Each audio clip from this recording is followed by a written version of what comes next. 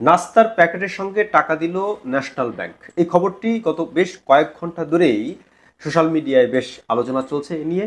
এবং national bank আমরা অনেকেই জানি যে একটি পতিত ব্যাংক, এবং প্রথম প্রজন্মের ব্যাংক হিসেবে এই ব্যাংকটি একসময় শীর্ষস্থানে ছিল, মানে শীর্ষস্থানীয় যে ভালো যে ব্যাংকগুলো সেই ব্যাংকগুলোর মধ্যে এই ব্যাংকটির অবস্থান ছিল।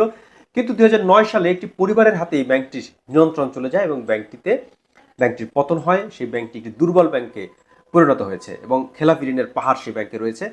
ব্যাংকটিকে একীভূত করার জন্য সর্বশেষ যে প্রচেষ্টা নেওয়া হয়েছিল আরেকটি ব্যাংকের সঙ্গে যুক্ত করার, সেই প্রচেষ্টাও আপাতত ভেস্তে গেছে এবং সেখানকার যে পরিচালনা বোর্ড, সেই বোর্ডকে পুনর্গঠন করা হয়েছে। সেই পুনর্গঠিত যে পরিচালনা বোর্ড, সেই পরিচালনা বোর্ডের একটি সংবাদ সম্মেলন ডাকা হয়েছিল এবং সেখানে সাংবাদিকদের সঙ্গে কথাবার্তার মধ্যে বলা হচ্ছে যে 1 বছরের মধ্যে এই ব্যাংকটিকে দুর্বল ব্যাংক থেকে কাটিয়ে ওঠা হবে। এবং এটি বলছেন ব্যাংকের নতুন চেয়ারম্যান খলিলুর রহমান, এবং তিনি ব্যাংকটিতে প্রায় 40 বছর ধরে এই ব্যাংকের বোর্ডে ছিলেন।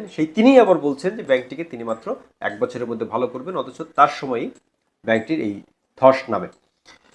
তো সবচেয়ে আলোচনার বিষয় হচ্ছে যে এই সংবাদ সম্মেলন যারা কভার করতে গিয়েছিলেন, যেসব সাংবাদিকরা, তাদেরকে এই চেয়ারম্যান 10,000 টাকা করে দেওয়ার নির্দেশ দিয়েছিলেন, কিন্তু ব্যাংকটির এতই করুণ অবস্থা যে 10,000 নয়, টাকার সংকটের কারণে 5,000 টাকা করে খামে দেওয়া হয়েছে।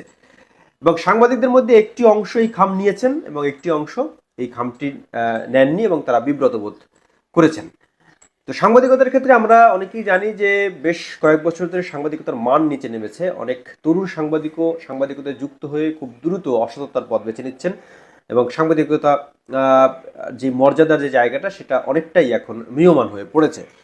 ন্যাশনাল ব্যাংকের এই অবস্থার পেছনে আমরা যদি মূল ঘটনাটাকে আমরা দায়ী করি, তাহলে আমরা দেখব যে তদারকি ব্যবস্থার একটা দুর্বলতা ছিল। একটি ব্যাংক দীর্ঘদিন ধরে সবল ছিল, সেই ব্যাংকটি একটি পরিবারের নিয়ন্ত্রণে চলে যাচ্ছে হঠাৎ করে এবং এরপরই ব্যাংকটির ধস নামে। এটা স্রেফ তদারকিহীনতার কারণে কিন্তু এই ঘটনা ঘটছে।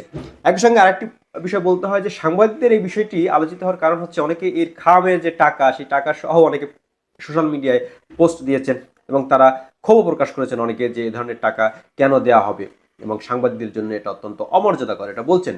কিন্তু এটাও বাস্তবতা যে বেশিরভাগ সাংবাদিক এই টাকা কিন্তু ফেরত দেননি, তারা টাকাটি গ্রহণ করেছেন।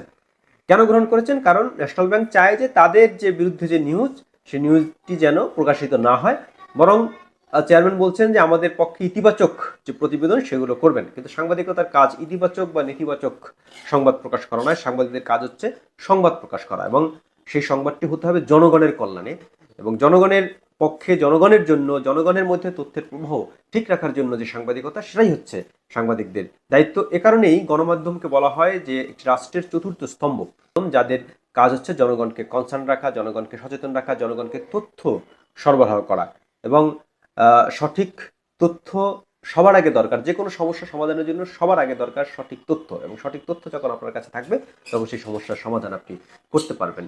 ন্যাশনাল ব্যাংক শুধু নয়, অনেক সংবাদ সম্মেলনে এরকম খামে করে টাকা দেওয়া হয় এবং সাংবাদিকরা সেই টাকা গ্রহণ করেন। সাংবাদিকদের যে মর্যাদা হানি ঘটেছে, তার জন্য কিন্তু সাংবাদিকরাও অনেকাংশে দায়ী এবং এবং সাংবাদিকরাই যেহেতু দায়ী, তাদেরকেই তাদের এই মর্যাদা ফিরিয়ে আনার জন্য লড়াইটি চালিয়ে যেতে হবে। বিশেষ করে নতুন যারা সাংবাদিকতায় প্রবেশ করেন, তাদেরকে এই দায়িত্বটি নিতে হবে সবার আগে।